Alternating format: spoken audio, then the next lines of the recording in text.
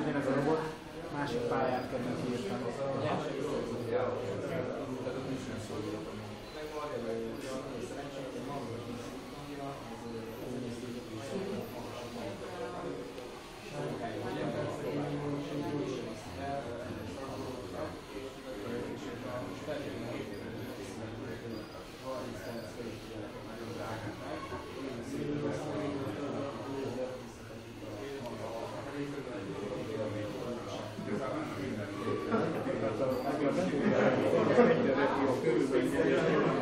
Ott az akadály, akkor nyilván eltér, de utána felhasználni, hogy már nincs akadály, visszatér ez a pályára.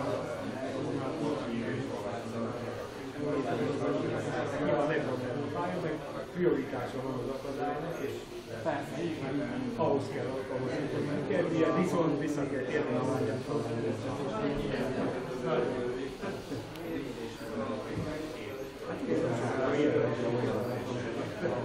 Visznek bennünket,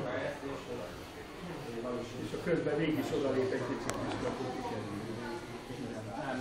Igen, hát szóval végül is ez lenne a dolog, annak ellenére, hogy tudja.